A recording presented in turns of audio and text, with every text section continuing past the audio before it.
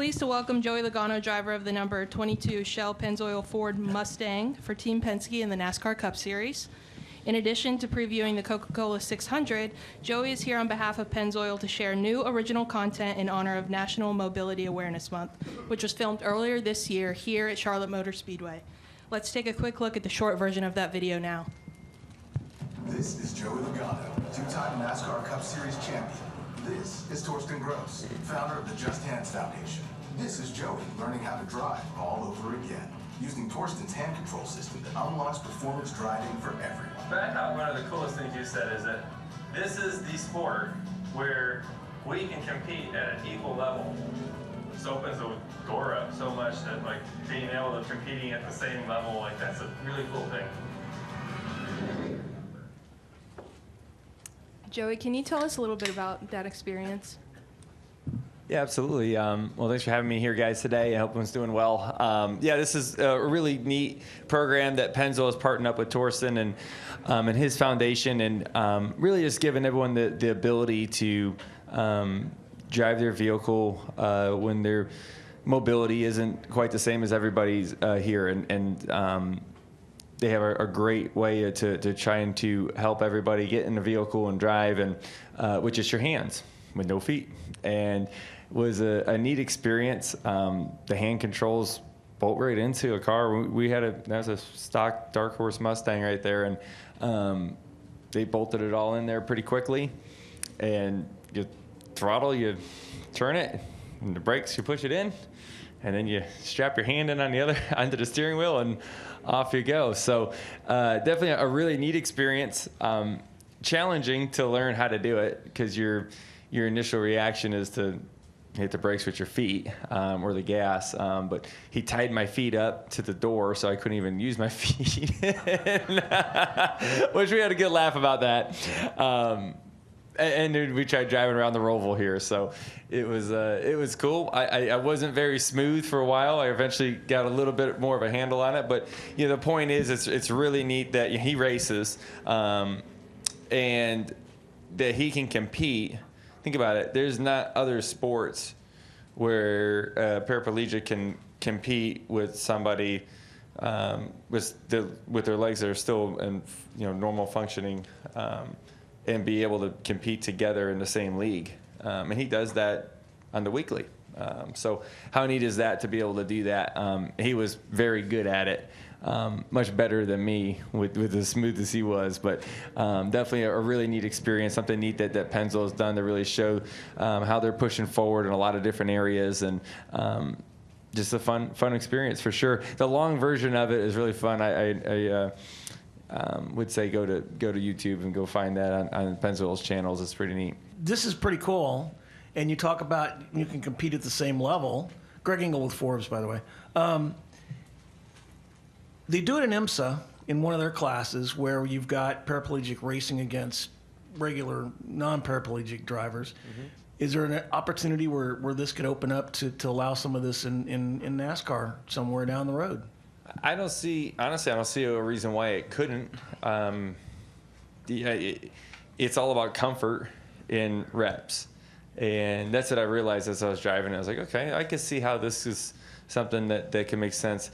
Getting the car set up for that would be the biggest thing, right? Our car's, pretty stiff steering. You would need a little bit easier steering rack to be able to steer. I mean, you should see how they kind of get your arm in there. There's a couple extra braces to be able to steer it.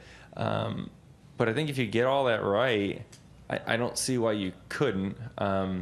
The upper body strength that you need is ridiculous to be able to steer with one hand for a long period of time. You're never ever putting your other hand back on the wheel.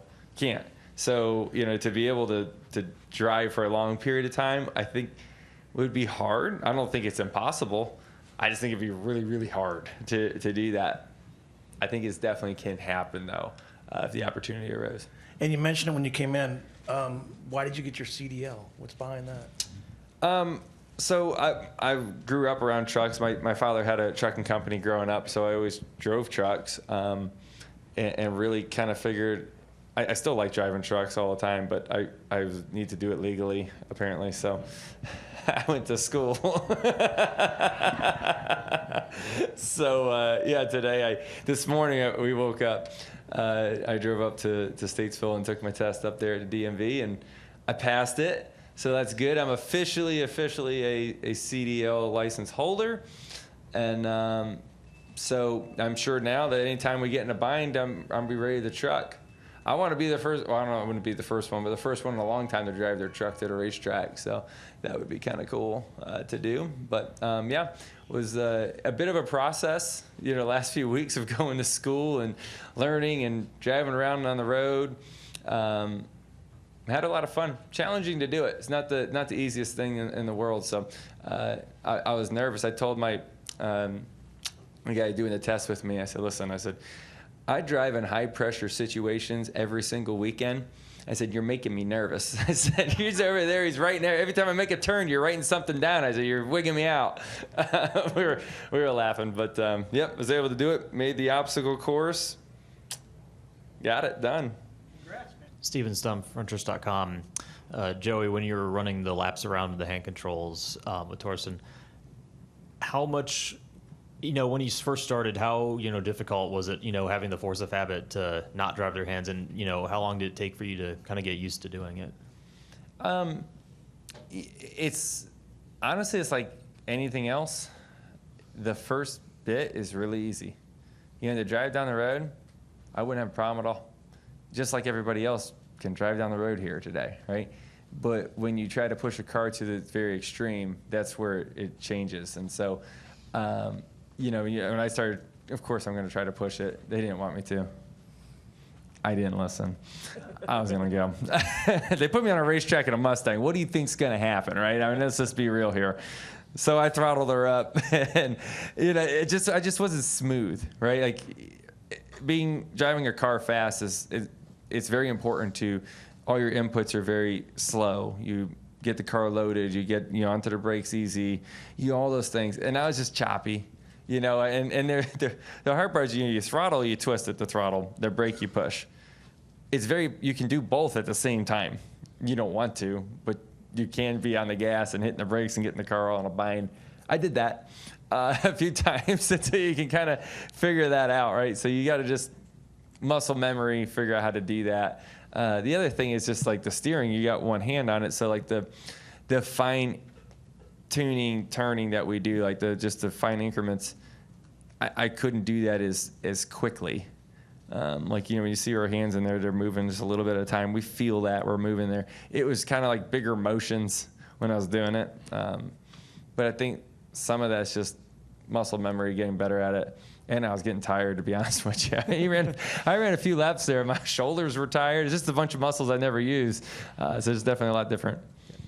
And now that you have the license, and you've obviously been very inspired by this whole thing, is this something you could kind of see yourself doing, working with, well beyond this initial partnership? Yeah, quite possibly.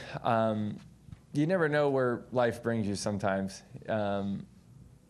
Really, all I do is I just go with the flow in a lot of things. You'd be surprised it's really cool as a race car driver. There's a lot of things that show up your way. And I've learned this probably from Kyle Petty more than anybody else. He just doesn't say no. And you'd be surprised the amount of stories and things that you can do in life if you just say yes and go to the event, or go to when something comes your way and you just give it a shot.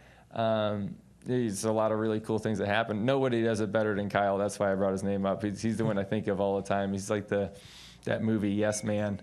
That's who that guy is. And so I try to be like that as much as I can. Not as much as him, but I try a little bit.